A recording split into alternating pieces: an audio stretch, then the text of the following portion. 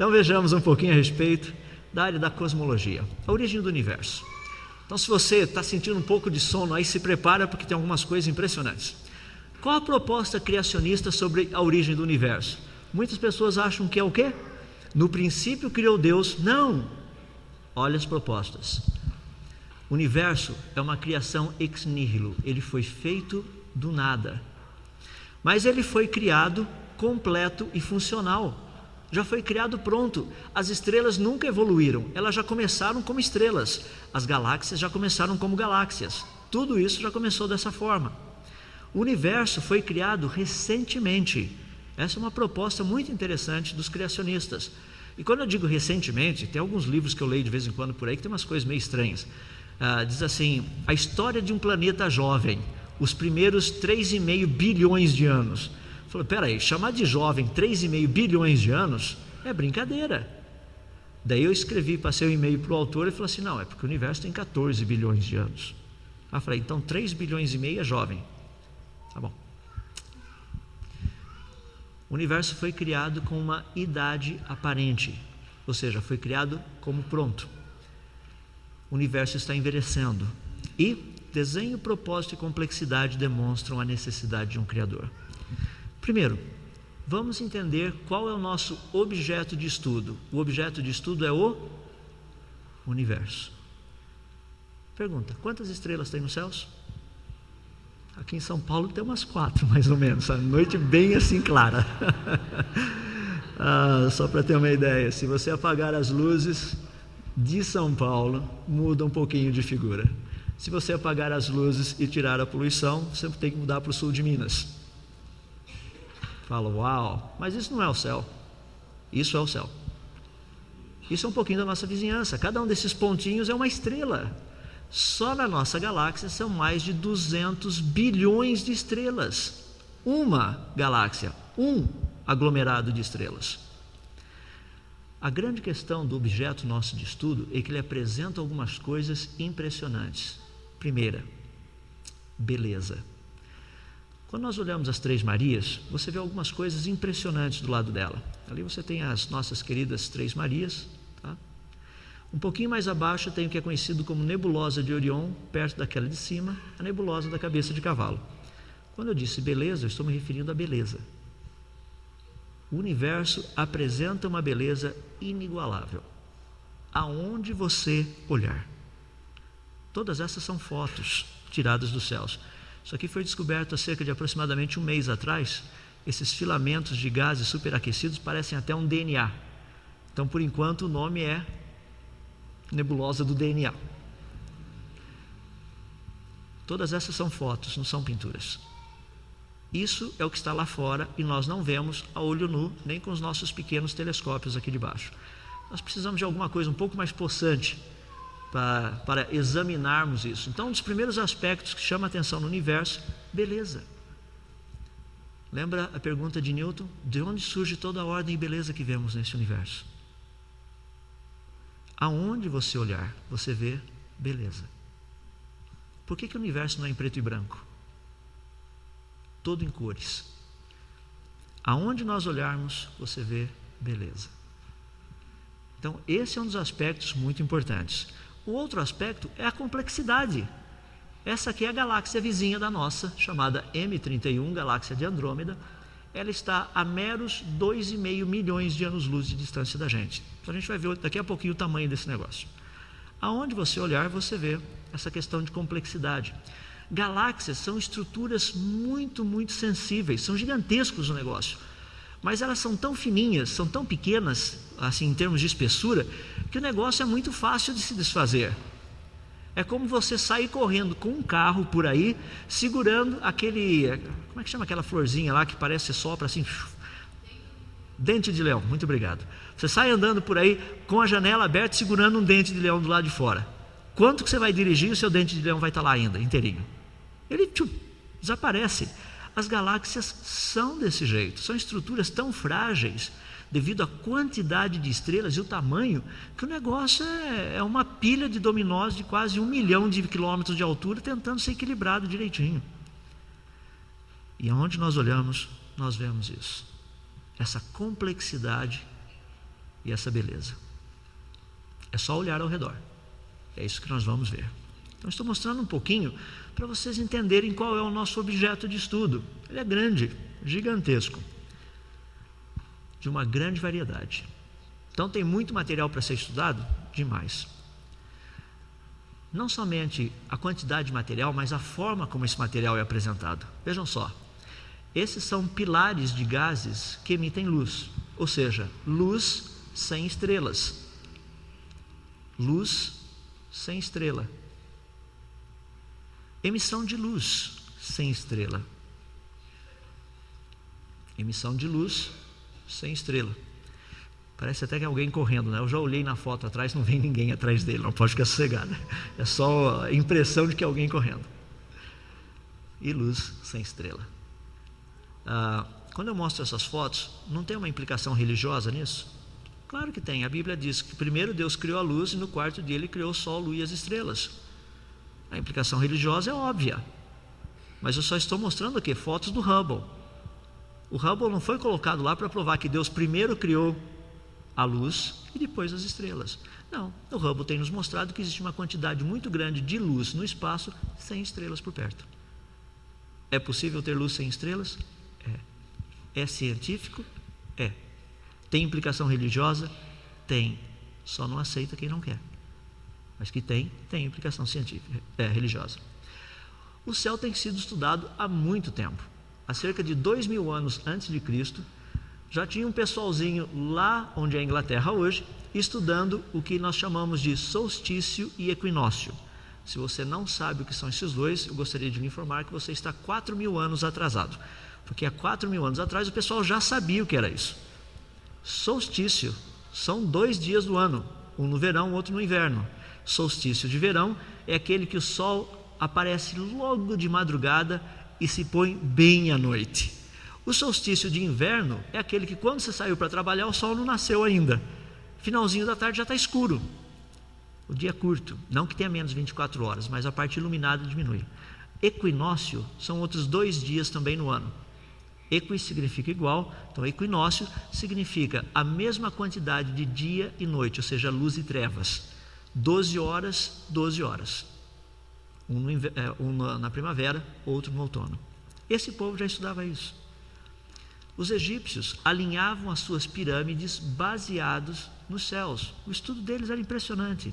Por exemplo, as 3 grandes pirâmides, Quéfren, Quéops e Miquerinos, foram alinhadas precisamente com a mesma proporção de distância das 3 Marias. Os maias, o observatório de Chichén Itzá, no México, também estudavam essas questões dos céus. Tudo isso já fez parte do estudo. Para quê? Entendermos certas coisas. No dia 8 de junho de 2004, aconteceu um fenômeno muito interessante. O planeta Vênus passou na frente do Sol. Essas são algumas imagens. Por que foi interessante? Porque a última vez que Vênus tinha passado na frente do Sol, sendo visível do planeta Terra, se deu antes da Lei Áurea ter sido assinada aqui no Brasil. A próxima vez que ele vai passar na frente, será visível daqui, é um período bem curtinho, mas será no dia 6 de junho de 2012. Então, se você perdeu esse de 2004, tá? 2012 tem de novo. Se você perdeu de 2012, o próximo será em dezembro de 2117, e eu, infelizmente, lamento informá-lo que você será um fóssil. Você estará perfeitamente impossibilitado de ver, a menos que alguém descubra alguma coisa em termos de longevidade daqui até lá. O céu está cheio de coisas que nós estudamos: meteoros, asteroides, cometas, e um dos que tem mais chamado a atenção da ciência atualmente são os cometas. Por qual razão? Justamente porque eles são feitos de água. Aqui vocês têm um exemplo do dia 4 de julho do ano passado. Foi lançado cerca de alguns meses antes uma sonda espacial chamada Deep Impact. Ela era formada de 2 pedaços. Um pedaço era o impactor, o menorzinho, esse vocês vão ver se desgrudando ali, aquele pequenininho que está saindo. E esse negócio pesava mais ou menos uns 300 quilos. E ele foi colocado na frente por onde iria passar um cometa, no caso o Tempel. Tá? Então vocês têm ali o Tempel 1. Aí você tem a nave-mãe simplesmente olhando para ver o que vai acontecer. Você fala, nossa, mas por que os caras fizeram isso? é que a gente queria ter certeza que sabe o que tem dentro de cometa. Você fala, mas grande coisa. É importante estudar, são coisas que estão circulando por aí. Então, uma pancada nos ajuda a ver o que teria acontecido. A outra é uma questão de telemetria. A gente quer ter certeza que a gente sabe como acertar muitas coisas aí fora se estiverem vindo na nossa direção. Por exemplo, existe um asteroide meio chato por aí, chamado Apophis. O Apophis vai passar tirando tinta da trave agora em 2029, em agosto de 2029. Ele vai passar aproximadamente 35 mil quilômetros de distância. Você fala, está longe. Está longe coisa nenhuma, a Luz está a 384 mil quilômetros de distância. O campo gravitacional da Terra pode dar uma inclinadinha nesse rapaz aí. Se isso acontecer, o que provavelmente irá acontecer, no dia 13 de abril do ano 2036, esse negócio pode cair na gente. Para aquele que é supersticioso, eu já fui verificar no calendário, 13 de abril é uma sexta-feira, eu lamento informá-lo, mas é. Então pode ser, se você tem um desses programas de computador, pode olhar, 13 de abril, sexta-feira. Ou seja, se o Apophis resolver cair em cima da gente, pelo menos alguns cálculos iniciais do tamanho dele, do impacto e tudo, se ele caísse lá em Belém do Pará, até praticamente Arroio Chuí, lá embaixo no Rio Grande do Sul, nenhuma cidade brasileira ficaria em pé. Eu já disse que se eu estiver vivo em 2036, vou estar lá tirando fotos. Perguntaram, mas você não tem medo de morrer? Eu já falei, não serei o único. E pelo menos eu quero ter as últimas fotos, eu mesmo olhando ali, vendo o negócio cair. Então, coisas desse jeito. Um pouquinho do resultado dos estudos. A questão do estudo dos céus, muitas vezes, esteve limitado a equipamento. No princípio, os equipamentos eram apenas calendários, para você saber quando as coisas acontecem. Depois, esses equipamentos tornaram-se como fontes de informação aonde encontrar. Por exemplo, quando que vai ser lua cheia, quando que vai ser quarto minguante, coisa desse jeito. Que época do ano você consegue ver Júpiter, que época que você não consegue ver. No caso, isso um equipamento se tornou conhecido como Astrolabe. Mas o que realmente nos ajudou a começar a estudar o universo foram os telescópios.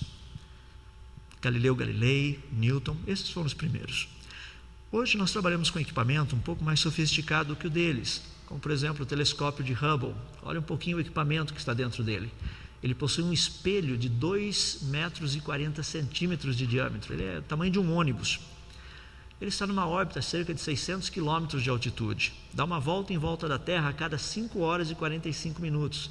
E a capacidade de visão do Hubble é tão grande que se a Terra fosse perfeitamente plana e nós colocássemos o telescópio de Hubble aqui em cima da cidade de São Paulo, você teria condição de ver 2 vagalumes voando a 15 centímetros de distância em cima da cidade de Jerusalém, a 10.700 quilômetros de distância. Essa é a capacidade que o telescópio de Hubble tem de visualizar. É muito grande. Não somente usamos telescópios que captam luz visível, mas também aqueles que captam luz no infravermelho, no caso o Spitzer. E ele consegue captar certas coisas, ou seja, ele consegue captar calor. Olha uma comparação da mesma galáxia. Aqui você tem a foto feita pelo Hubble, ali pelo Spitzer.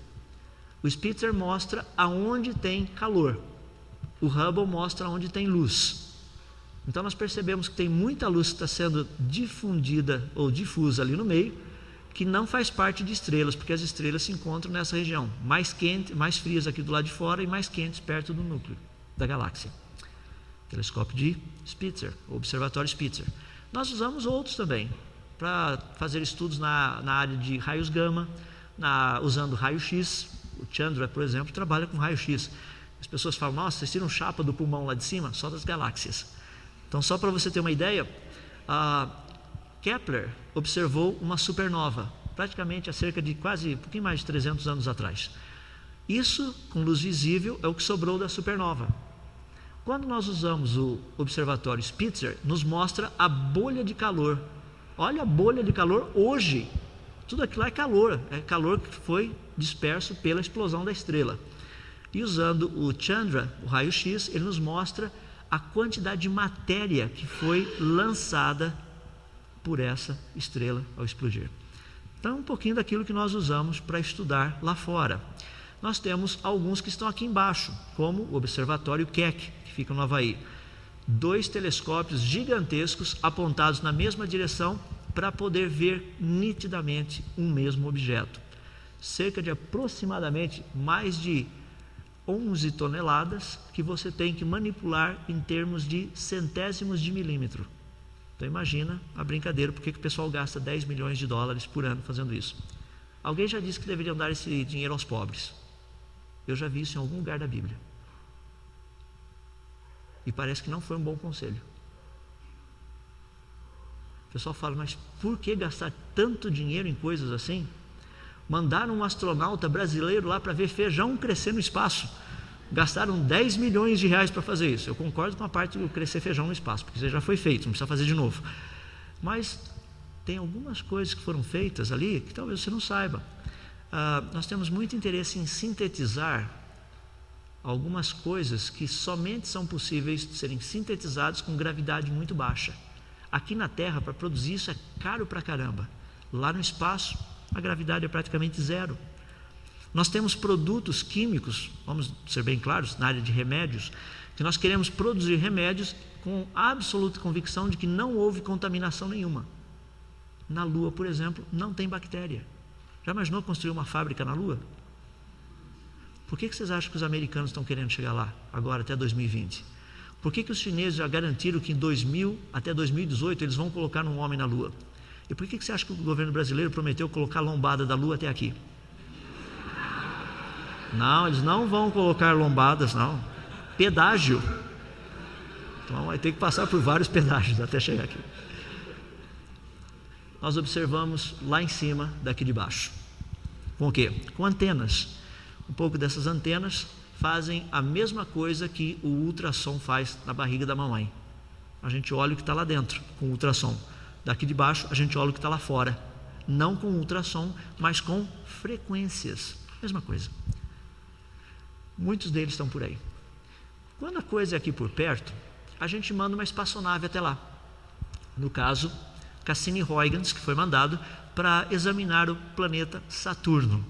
Demorou quase 7 anos para chegar lá. Ela está em órbita, estamos vendo um pouquinho dos anéis de Saturno, aprendendo um pouco sobre eles. E o ano passado, no dia 1º de maio, ou seja, vai fazer um ano agora, foi descoberta a 34ª lua de Saturno. Então você pode dar uma olhadinha no seu livro de ciências e ver quantas luas o seu livro de Saturno diz ter. Se não for 34, você tem uma ideia que está ligeiramente desatualizado. Júpiter tem 63. Eu estava dando palestras e uma pessoa falou assim, o meu livro diz que lá em Júpiter tem 18. Eu falei, nossa, Pedro Álvares Cabral deve ter trazido o livro. Naquela época mais ou menos. Um pouco assim ultrapassado. Mas nós encontramos muito da literatura por aí que mostra assim, algumas coisas que não estão bem atualizadas. Estudo de luas desses planetas. Uma delas tem sido muito estudada, tem sido a lua Titã, uma das luas do planeta Saturno.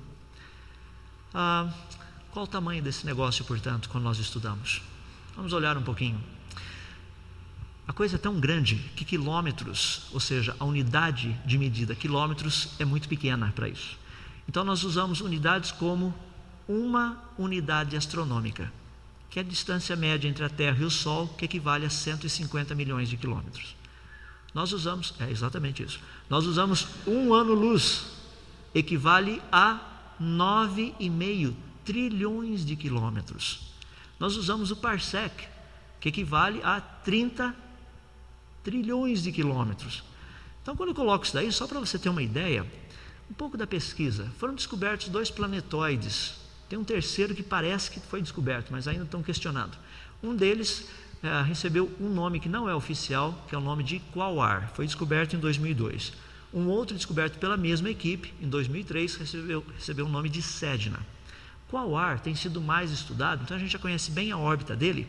Só para você ter uma ideia, do Sol até Quaoar são 6 bilhões e 400 milhões de quilômetros. Isso é longe pra caramba. Só para você ter uma ideia, para eu ir do Sol até Quaoar numa nave espacial do Spielberg, só ele tem, ninguém mais tem no planeta, viajando à velocidade da luz, 300 mil quilômetros por segundo.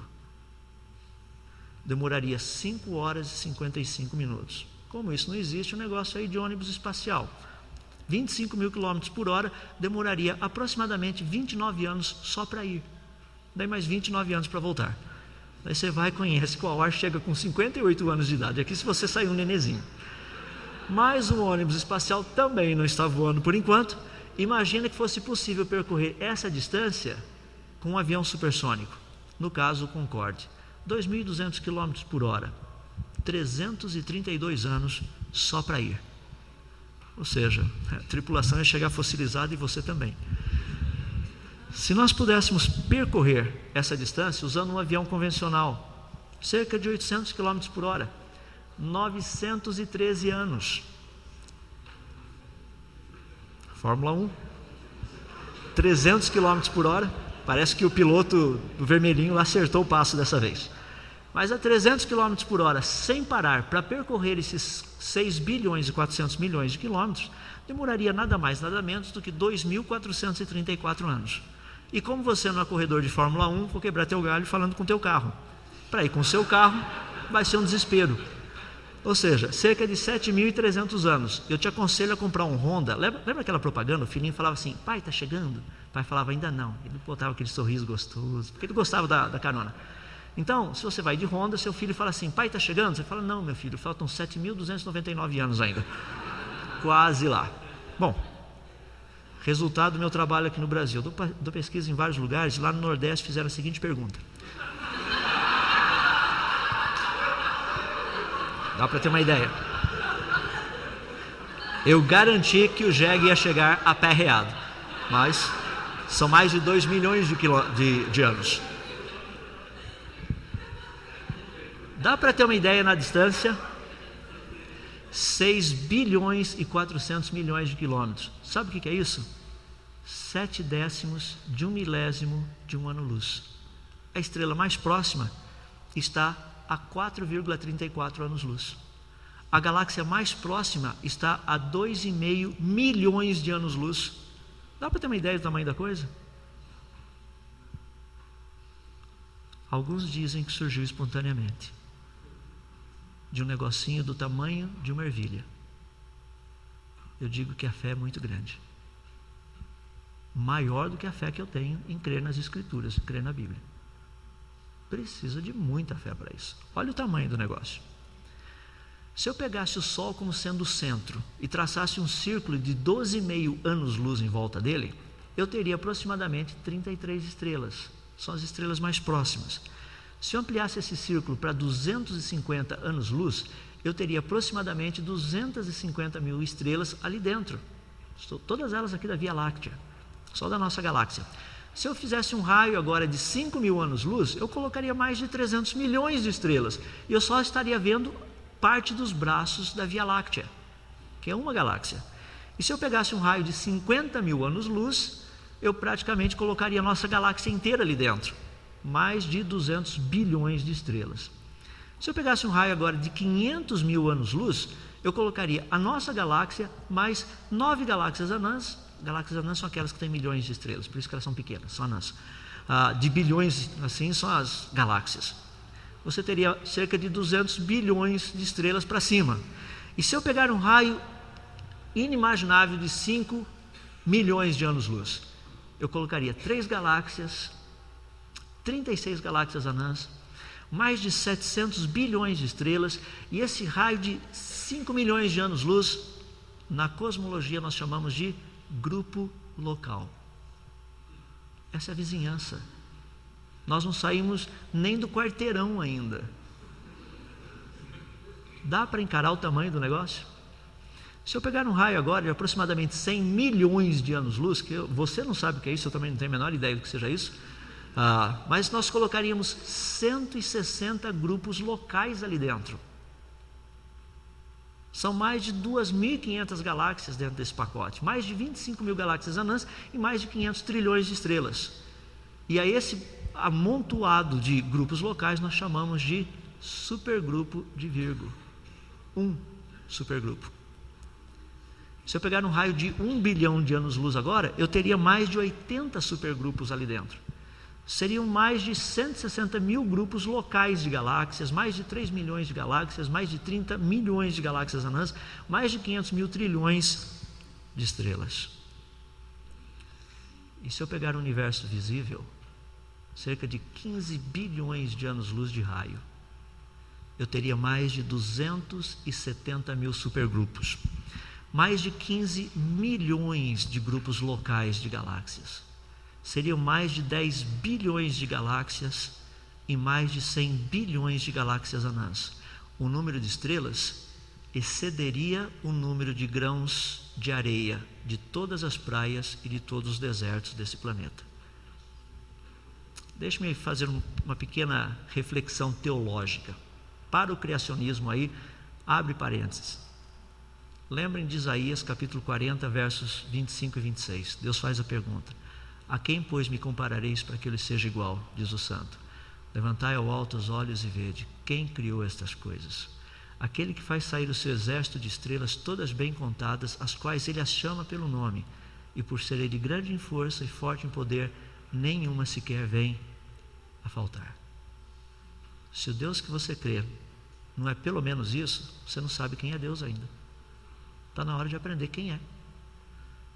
Fecha o parênteses. Isso aí é cristianismo. Eu estou falando como um cristão a respeito de uma implicação religiosa a respeito disso. Tá? Voltemos à nossa questão. Isso é o tamanho da coisa. Para onde você olhar, você vê o quê? Galáxias. Formas diferentes, estruturas diferentes. Eu mencionei para vocês que a quantidade é muito grande. Olhem só nessa foto.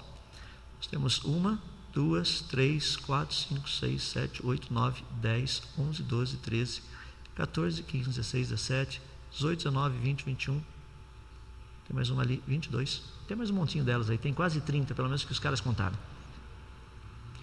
Formas diferentes, estruturas diferentes, a beleza continua.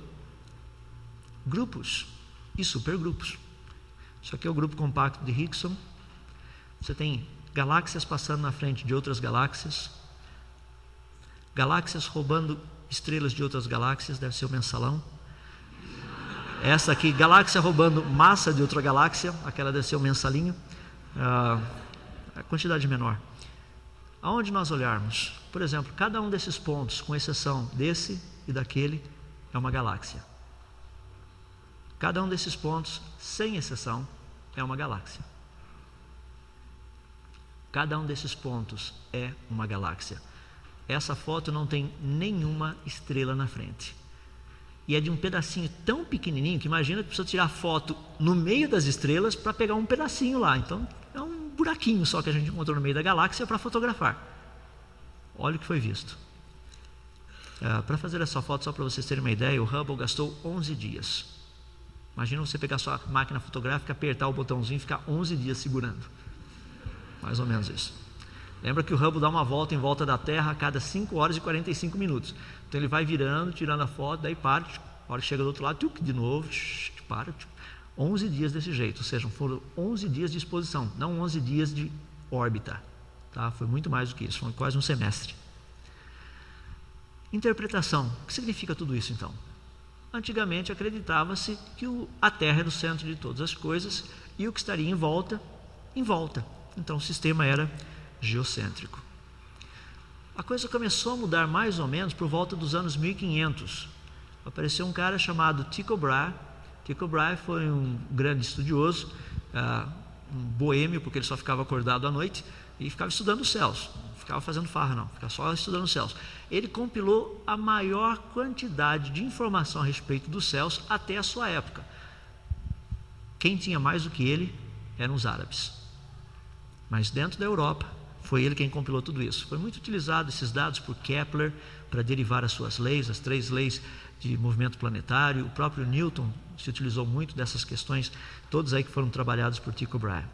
E a proposta dele é que a Terra é o centro, mas todos os demais planetas, com exceção da Lua, giram em torno do Sol. A Lua gira em torno da Terra, o Sol e os demais planetas giram em torno da Terra. Só que todos os planetas giram em torno do Sol. Meio confusa a ideia, mas o gráfico ali do lado ilustra um pouco. Foi por volta dos anos 1500 que surgiu uma ideia muito interessante, um pouquinho antes de Tycho Brahe. Foi a ideia de Nicolas Copérnicos. A ideia de que um sistema seria heliocêntrico. O Sol está no centro e os planetas giram em volta. Galileu Galilei é quem teve uma briga séria com a Igreja Católica Romana da época, devido ao posicionamento científico da Igreja, não da Bíblia, deixa eu deixar bem claro. O posicionamento era da Igreja. Bom, tudo isso foi no passado. E hoje? Hoje é a teoria do Big Bang. Como que começa a teoria do Big Bang? Se vocês puderem ler, isso aqui é da página 78 do livro do Dr. Stephen Hawking. Olha o que eu disse ali no comecinho. Leis físicas desconhecidas. É o que está no livro. Essa é uma imagem do livro. Ou seja, o Big Bang começa de uma forma desconhecida. Ele tem praticamente 3 propostas principais. O calor que sobrou da explosão inicial, a quantidade de elementos que foram criados, ou seja, matéria que foi criada dessa explosão, e o universo está expandindo. Isso a gente chama de desvio espectrográfico das galáxias para o vermelho. Vejamos um pouquinho cada uma delas rapidamente. O que está acontecendo por aí? Tem um satélite em órbita chamado WMAP. E o WMAP, ele está observando lá fora, medindo o calor. O calor do espaço sideral, fora do planeta Terra, é de uma temperatura média de mais ou menos 270 graus abaixo de 0 Celsius. Okay? E praticamente o WMAP, baseado nas pequenas flutuações que foram encontradas, eles disseram o seguinte: essas flutuações de temperatura no passado foram o que deu resultado ao aparecimento das primeiras estrelas, as quais se juntaram formando as primeiras protogaláxias, as quais formaram as galáxias que hoje nós temos. Portanto, essa ideia toda de um passado que foi muito quente e esfriou, é uma proposta muito interessante, que é levada pela teoria naturalista. Então, a nossa proposta é a seguinte: pensando nessa ideia, o universo, qual seria a idade do universo? Baseado nessa ideia, houve uma explosão, sobrou um calor da explosão. Quanto tempo teria se passado para que o universo esfriasse tudo isso? Então vejamos. Cosmologia evolucionista, cosmologia criacionista. O que nós temos para estudar? 3 kelvins, só isso. Proposta dos naturalistas. O universo começou na sua explosão inicial com uma temperatura de aproximadamente 10 elevado a 19 kelvins, ou seja, o número 1 com mais 19 zeros depois. Então, um negócio monstruoso. Isso é teórico. E ele teria esfriado até 3 kelvins, que é a temperatura que nós estamos encontrando hoje, radiação de fundo. Resultado, você pega um jogo de equações e faz o cálculo. 13,7 bilhões de anos é o tempo que o universo gastou para esfriar, saindo de 10 elevado a 19 kelvins, chegar até 3 kelvins. E a pergunta que as pessoas me fazem é: e os criacionistas, como é que eles dizem que o universo é recente? A resposta é simples. Esse universo no tempo T0 da sua criação estava a 0 Kelvin. E no tempo Planck 10 a menos 43 segundos já não era mais 0 Kelvin, porque as estrelas foram criadas prontas, ou seja, radiação eletromagnética está funcionando por aí, está aquecendo o universo. Sendo que o universo é praticamente um motor, a pergunta é: ele começou frio e deve estar esquentando, certo ou não? Se essa for a proposta, usando as mesmas equações, quanto tempo teria se passado para o universo esquentar 3 kelvins? As equações são as mesmas, a evidência é a mesma. Para ele esquentar teria demorado não mais do que 13 mil anos. As duas propostas são científicas, as equações são as mesmas, a evidência é a mesma. Pergunta: ele começou quente e está esfriando, ou ele começou frio e está esquentando? Deu para perceber que a Bíblia não vai ajudar muito para a gente responder essa pergunta. Você precisa do quê? Pesquisar lá fora. Proposta científica. Questão da quantidade de calor que existe por aí. Se o universo tivesse 14 bilhões de anos, a gente jamais teria encontrado coisas desse jeito no centro da nossa galáxia. Uma nuvem de gás com aproximadamente 10 a 100 milhões de graus Celsius. Uma galáxia que tivesse 10 bilhões de anos, já não teria mais todo esse calor. Abundância de elementos. A teoria do Big Bang não é a única que explica a quantidade de elementos que tem aí fora. Expansão do universo. Foi sugerido que o universo estava expandindo. O ano passado descobriu-se que essa radiação de fundo é polarizada. Significa que tem um centro. E por incrível que se pareça, o centro da polarização encontra-se na nossa galáxia. Significando que, se o universo começou de uma explosão, ele começou foi por aqui. Muito interessante isso. Muita coisa tem acontecido. Evidências? Temos muitas. O universo está expandindo? Não, isso é uma possibilidade. Existem outras possibilidades que o criacionismo diz que o universo não está expandindo, mas realmente está havendo um afastamento de um centro dessas galáxias. Então tem muitas coisas interessantes para serem trabalhadas aí. Será que o universo começou com uma idade aparente? A resposta é sim. Idade aparente significa o quê? Ele já foi criado pronto. Se você observar uma galáxia muito distante, estou usando raciocínio naturalista, assumindo que a velocidade da luz seja constante, teria demorado muito tempo para essa luz chegar até a gente. Ou seja, a imagem da galáxia teria demorado milhões ou até bilhões de anos. Digamos que a galáxia esteja a 10 bilhões de anos-luz. Portanto, uma galáxia muito distante, hoje, ao olhar para essa galáxia, eu veria como ela era, teoricamente, há 10 bilhões de anos atrás. Ou seja, uma galáxia que estava começando a nascer. Se eu pegar uma outra galáxia aqui próxima da gente, como a M31, a 2,5 milhões de anos-luz, eu veria como ela era há 2,5 milhões de anos atrás. Ou seja, quase que 10 bilhões de anos já teriam se passado entre aquela distante e essa outra. Em outras palavras, ao estudar os céus, olhando as galáxias próximas, elas deveriam se parecer como galáxias maduras. Observando as galáxias distantes, elas deveriam se parecer jovens. O problema é que, independente da direção que você olhar, todas as galáxias aparentam ter a mesma idade, independente da distância. Apenas duas possibilidades para respondermos isso. Aí tem um pouquinho das publicações científicas tratando desse problema. Paradoxo: galáxias adultas no universo infantil. Ou seja, como é que você pode ter galáxia pronta há 10 bilhões de anos-luz? Isso não faz sentido. O futuro da cosmologia com o agrupamento de galáxias. São alguns problemas, mostrando que o universo parece que começou pronto. Só para terminarmos então. A termodinâmica nos dá um exemplo importante.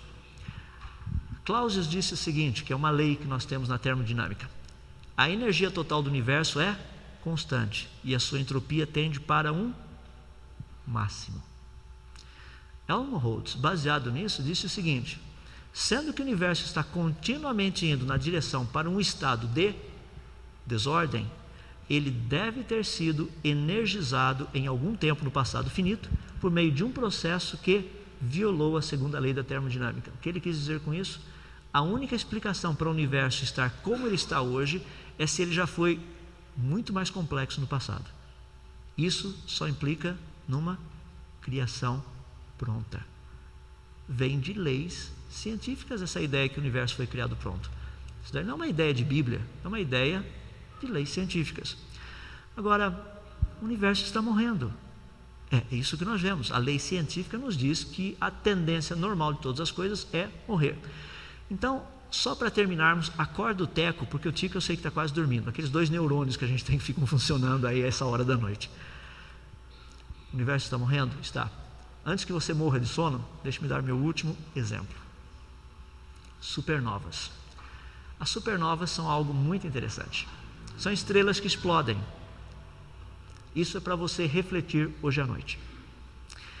Em 1969, tirou-se a foto de uma pequena estrela ali, chamada Sandulik.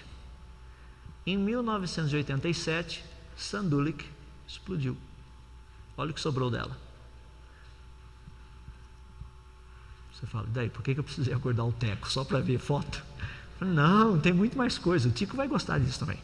Mantenha os dois acordados. Olha que interessante. Em 1969, nós tiramos a foto da estrela. Ela não tinha explodido. Não, já tinha explodido sim. É que a luz da explosão não tinha chegado até aqui ainda. Ou seja, a luz da explosão só chegou em 87.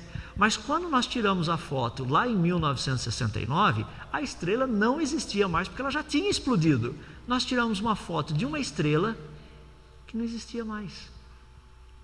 A grande pergunta hoje, que eu gostaria de deixar para vocês pensarem à noite, é a seguinte: será que o universo ainda existe? A resposta: não sabemos. Se a estrela mais próxima da gente explodir hoje, nós vamos ver a estrelinha brilhando lá no céu por mais 4 anos e 3 meses aproximadamente.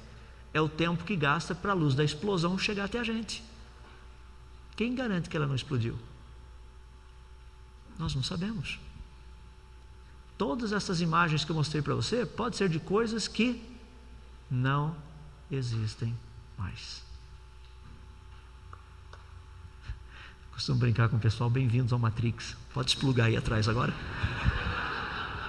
Você quer a pílula vermelha ou azul? Você pode escolher qual das duas. O pessoal fala, não, isso é muito louco.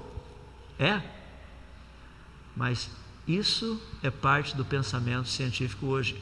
Nós não sabemos se tudo isso que está aí fora ainda existe ou não.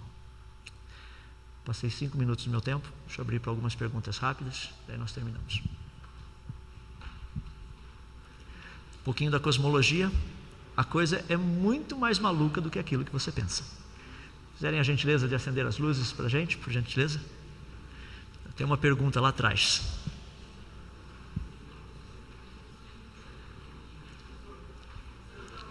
Se vocês puderem, por favor, liberar o microfone lá, porque não tem som. Pronto? Vamos lá. Okay. Professor, eu estava ansioso para lhe fazer essa pergunta. Pois não. Na verdade, todo o tempo o senhor fala de pressupostos científicos. Eu sei muito pouco sobre Heidegger, sobre Genstein, sobre filosofia. Esse muito pouquinho que eu sei é que o conhecimento científico é questionado dentro da teoria do conhecimento. E eles se revoltam profundamente da maneira como é ensinado nas escolas, da maneira como os cientistas, os chamados cientistas, tratam o conhecimento como um conhecimento único, exclusivo, e eles colocam a seguinte questão: o que é verdade, o que é lógica e o que é conhecimento científico não são necessariamente as mesmas coisas. Como o senhor vê isso? Eu tenho que concordar até certo ponto. O problema é que eu não gosto de seguir a linha de desespero que tudo isso nos leva.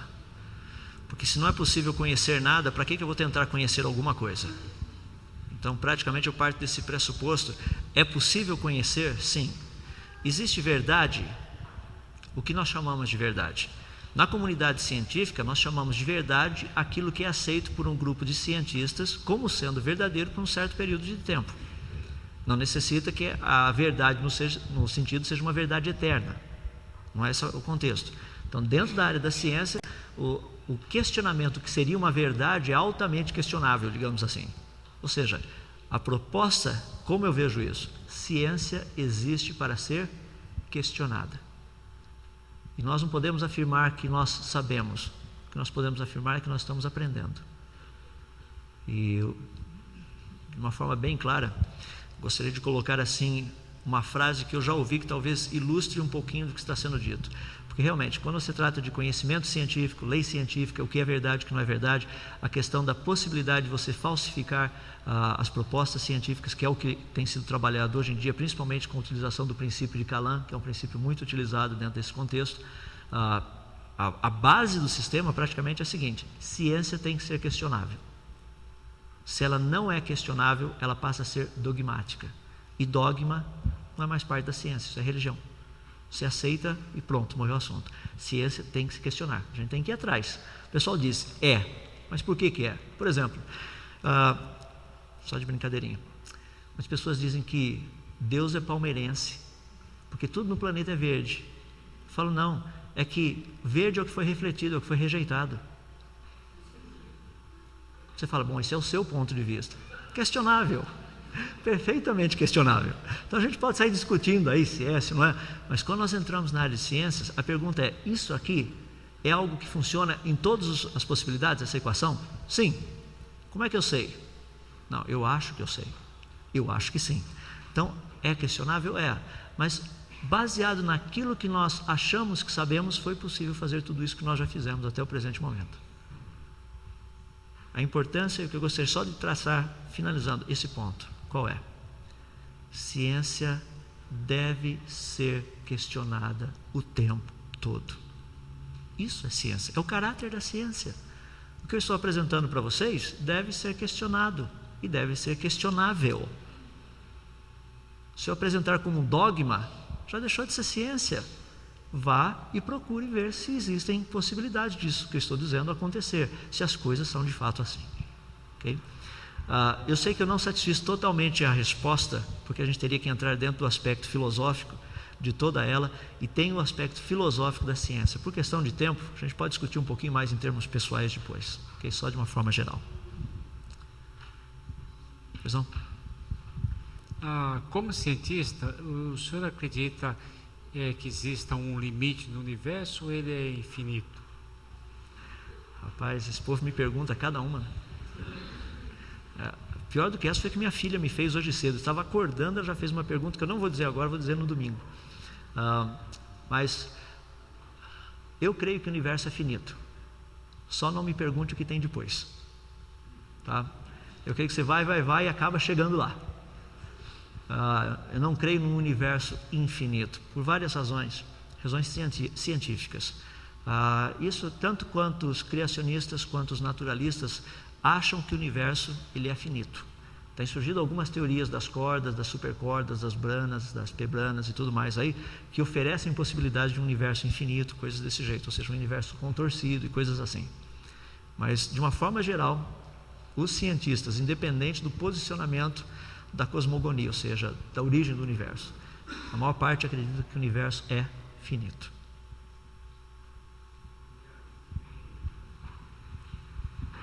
Seria que nem o pensamento antigo que as pessoas acreditavam que a Terra acabava num abismo e depois descobriram que era redonda, um círculo. Você saía de um ponto e andava e chegava nele novamente.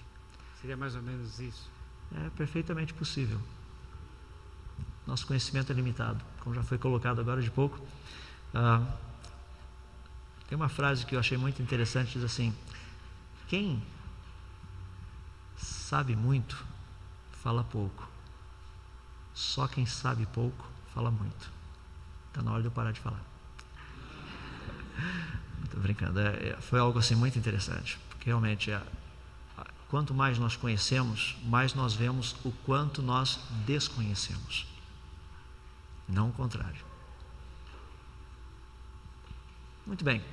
São 20 para as 11, terminamos já com a parte de perguntas. Amanhã, se você tem perguntas, traga amanhã. Amanhã nós trabalharemos com as perguntas que ficaram de hoje, e amanhã nós estaremos vendo a questão da origem da vida, olhando do ponto de vista da biologia, olhando do ponto de vista da genética, olhando do ponto de vista da paleontologia. Vocês viram aí que descobriram um peixe que parece que o peixe é um elo perdido. Vamos falar um pouquinho a respeito dele amanhã. Descobriram muitas coisas interessantes por aí nesses últimos dias.